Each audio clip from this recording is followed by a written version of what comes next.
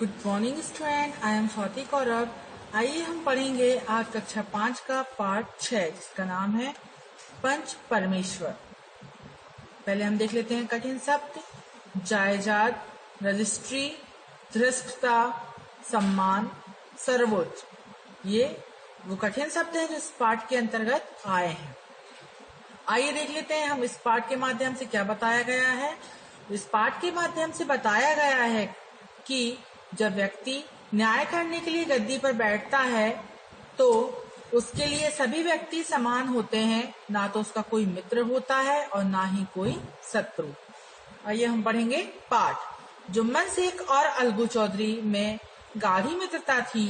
दोनों को एक दूसरे पर अटल विश्वास था। जुम्मन जब हज करने गए तो अपना घर अलगू को सौंप गए थे और अलगू जब कभी बाहर जाते तो जुम्मन के भरोसे अपना घर छोड़ जाते थे। उन दोनों के विचार आपस में मिलते थे। जुम्मन शेख की एक बूढ़ी खाला मीन्स क्या होता है? मौसी। जुम्मन शेख की एक बूढ़ी खाला थी। उनके पास थोड़ी सी जायदाद थी, परंतु उनके निकट संबंधियों में कोई न था। जुम्मन ने लंबे लंबे वादे करके वह जायदाद अपने नाम लिखवा ली। जब तक उस जायदाद की रजिस्ट्री ना हुई तब तक खालाजान का खूब आदर सत्कार किया गया। रजिस्ट्री की मोहर लगते ही शेख का स्वभाव बदल गया। जुम्मन की पत्नी, जिसका नाम क्या था? करीमन, रोटियां देने के बजाय कड़वी बातें सुनाने लगी। उस दिन तो खालाजान ने सब कुछ सुना, परंतु जब सहा ना गया तब जुम्मन से कहा, बेटा, तुम्हारे साथ मेरा निर्वाह ना होगा। तुम मुझे कुछ रुपए दे दिया करो, मैं अपना पका खा लूंगी। जुम्मन ने धृष्टता से उत्तर दिया, रुपए क्या यहाँ फलते हैं? खाला बिगड़ गई। उन्होंने पंचायत करने की धमकी दी। जुम्मन बोले, हाँ जरूर पंचायत करो, फैसला हो जाए। पंचायत में जीत किसकी होगी, इस विषय पर जुम्मन को कुछ संदेह भी ना था। एक दिन संध्या के समय एक पेड़ के नीचे पंचायत बैठी। खाला ने कहा, पंचों, आप लोग जानते हैं कि आज 3 साल हुए मैंने अपनी सारी जायदाद अपने भांजे जुम्मन के नाम लिख दी थी। जुम्मन ने रोटी कपड़ा देना कबूल किया था। इतने सालों तक तो मैंने इसके साथ रो धोकर समय काटा, परंतु अब दिन रात का रोना सहा नहीं जाता। मुझे ना पेट भर रोटी मिलती है, ना तन का कपड़ा। बेबस बेवा, आप लोग कुछ राह निकालो तो उसी राह पर चलूं। मैं पंचों का हुक्म सिर माथे चढ़ाऊंगी। सरपंच किसे बनाया जाए? इस प्रश्न पर जुम्मन शेख और खालाजान में कुछ कहा सुनी हो गई।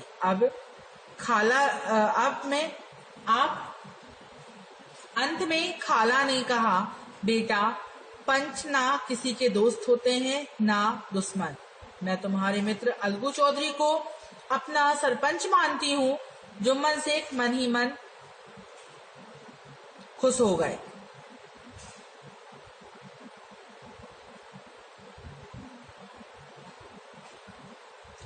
अलगू चौधरी सरपंच हुए। उन्होंने कहा, शेख जुम्मन, हम पुराने दोस्त हैं, मगर इस समय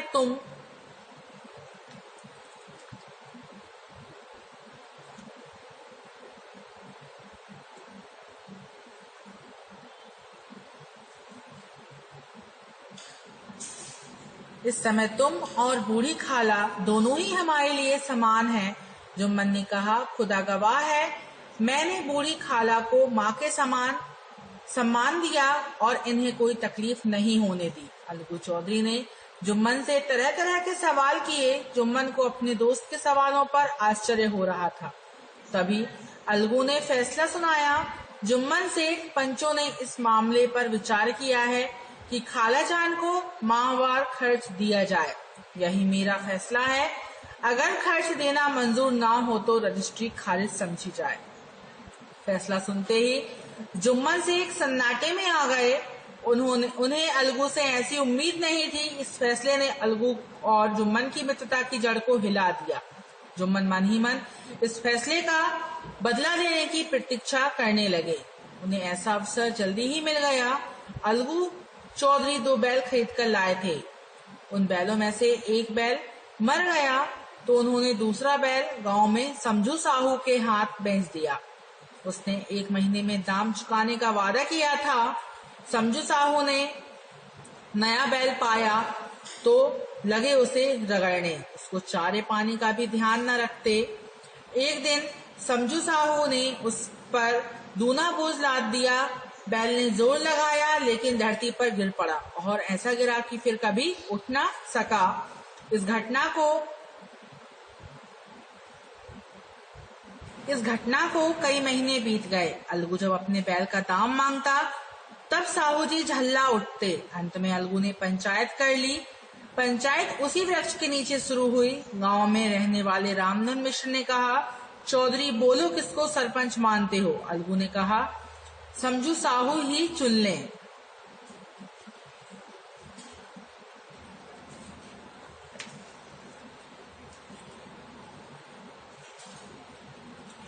समझू साहू ने जुम्मन को सरपंच चुना तो अलगू का कलेजा धक धक करने लगा, लेकिन उन्होंने स्वीकार कर लिया।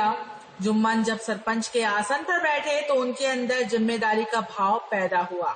उन्होंने सोचा, मैं इस वक्त इंसाफ के सर्वोच्च आसन पर बैठा हूँ, मेरे मुंह से जो निकलेगा वह खुदा की जुबान होगी, अतः मेरा सत्य से डिगना उचित नहीं है। दोनों पक्षों की बात सुनने के बाद जुम्मन ने फैसला सुनाया, अलगू चौधरी और समझू साहू, पंचों ने तुम्हारे मामले में अच्छी तरह विचार किया। समझू के लिए उचित है कि यह बैल का पूरा दाम दें। जिस समय उन्होंने बैल लिया था उस समय उसे कोई बीमारी न थी। बैल की मृत्यु केवल इस कारण से हुई है कि उससे काम अधिक लिया गया और उसके दाने पानी का ध्यान नहीं रखा गया। अलगू चौधरी फूले न समाये और जोर से बोले, पंच परमेश्वर की जय। थोड़ी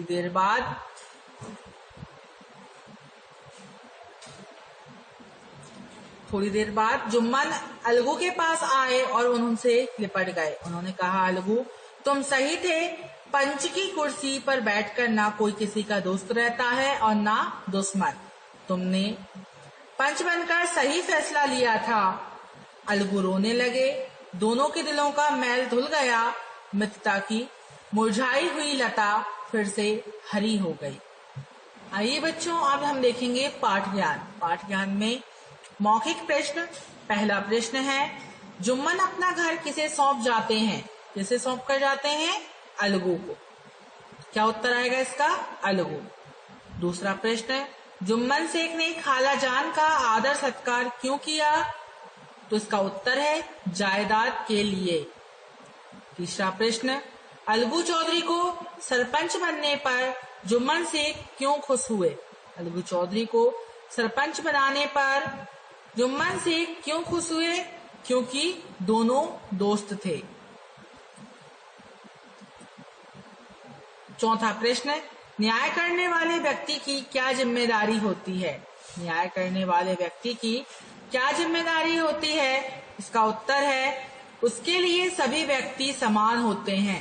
इसका उत्तर उसके लिए सभी व्यक्ति समान होते हैं।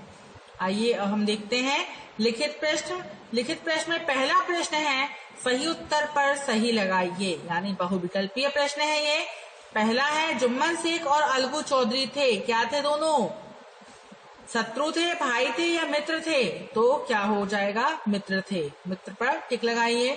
दूसरा प्रश्न है, जुम्मन की पत्नी का नाम था, क्या नाम था जुम्मन की पत्नी का नाम? करीमन। तीसरा प्रश्न, अलगू चौधरी ने बैल बेचा, किसको बेचा था उसने बैल? अलगू चौधरी ने अपना बैल किसको बेचा था? समझू साहू को। आइए हम देखेंगे दूसरा प्रश्न जिसमें है खालिस्तान। पहला खालिस्तान, जुम्मन शेख और अलगू चौधरी में खालिस्तान मित्रता थी। कैसी थी उन दोनों में मित्रता? गाढ़ी। फिर दूसरा है, जुम्मन शेख को एक बूढ़ी खालिस्तान थी। जुम्मन शेख की एक बूढ़ी खालिस्तान थी, क्या थी? खाला। तीसरा प्रश्न, रजिस्ट्री पर मोहर लगते ही जुम्मन शेख का खालिस्तान बदल गया, क्या बदल गया था? स्वभाव। चौथा प्रश्न, पंचायत के फैसले ने अलगू और जुम्मन की मित्रता की जड़ को हिला दिया, यहाँ क्या आएगा खालिस्तान में? जड़। फिर है पांचवा खालिस्तान, मित्रता की मुरझाई खालिस्तान फिर से हरी सॉरी फिर से खालिस्तान हो गई। क्या जाएगा? लता और हरी।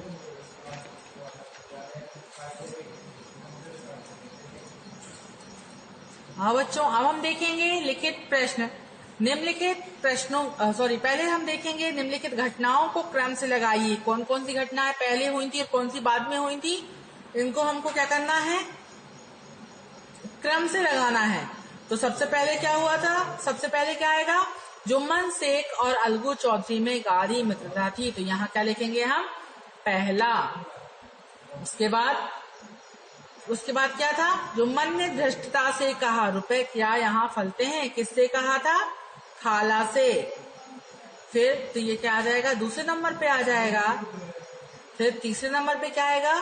खाला ने क्या कहा था? बेटा पंच ना किसी के दोस्त होते हैं और ना दुश्मन। तो ये कैसे आ जाएगा? तीसरे नंबर पर आ जाएगा।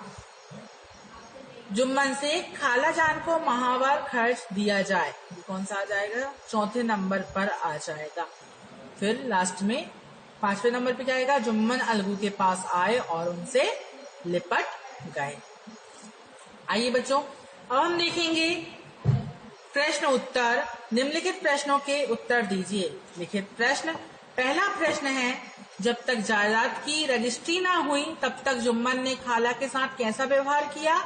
तो इसका उत्तर है, जब तक रजिस्ट्री ना हुई तब तक खाला जान का खूब आदर सत्कार किया गया। जब तक रजिस्ट्री ना हुई तब तक खाला जान का खूब आदर सत्कार किया गया।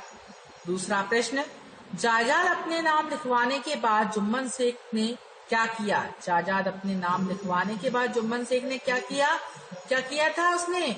जायदाद अपने नाम लिखवाने के बाद जुम्मन शेख का स्वभाव बदल गया। तीसरा प्रश्न, अलगू चौधरी को समझू साहू के बीच किस बात को लेकर झगड़ा हुआ था? तो इसका उत्तर है, अलगू चौधरी और समझू साहू के बीच बैल को लेकर झगड़ा हुआ था। फिर है चौथा प्रश्न, दोनों पक्ष की बात सुनने के बाद जुम्मन ने क्या फैसला सुनाया? तो इसका उत्तर है पेज नंबर 30 पर ऊपर से सेकंड पैराग्राफ। दोनों पक्षों की बात सुनने के बाद जुम्मन ने फैसला सुनाया, अलगू चौधरी और समझू साहू पंचों ने तुम्हारे मामले में अच्छी तरह विचार किया है। समझू के लिए उचित है कि यह बैल का पूरा दाम दे। जिस समय उन्होंने बैल लिया था उस समय उसकी कोई बीमारी ना थी। बैल की मृत्यु केवल इस कारण से हुई है कि उससे काम अधिक लिया गया और उसके दाने पानी का ध्यान नहीं रखा गया। यह है हमारा चौथा आंसर। अब देखते हैं हम पांचवा प्रश्न है, मित्रता की बेल फिर से हरी हो गई। इस पंक्ति का आशय स्पष्ट करना है, अर्थ स्पष्ट करना है। इसका उत्तर है, अलगू चौधरी और जुम्मन शेख की जो मित्रता की बेल थी सूख गई थी, उसमें फिर से मिठास आ गई और वह क्या हो गई? हरी हो गई। ये थे हमारे क्वेश्चन आंसर। आइए अब हम देखेंगे भाषा ज्ञान में। पहला प्रश्न है, ता और ई प्रत्यय लगाकर नए शब्द बनाइए। तो ता और ई प्रत्यय लगाकर हमें नए शब्द बनाना है। मित्र धन ता, मित्रता। सत्य धन ता, सत्यता। धृष्ट धन ता, धृष्टता। समान धन ता, समानता। बड़ा धन ई बराबर बड़ाई। बीमार धन ई बीमारी। जिम्मेदार धन ई जिम्मेदारी। मुरझा धन ई मुरझाई। अब देखते हैं अब दूसरा प्रश्न है, वाक्यों को शुद्ध करके लिखिए। दोनों दोस्तों के विचार आपस में लगते थे। गलत है ये। क्या आएगा? दोनों दोस्तों के विचार आपस में मिलते थे। दूसरा है, रजिस्ट्री की मुहर लगते ही जुम्मन का स्वभाव बदल गई। ये गलत है ना, ऐसे थोड़ी बोलेंगे इसको कैसे बोलेंगे? रजिस्ट्री की मुहर लगते ही जुम्मन शेख का स्वभाव बदल गया।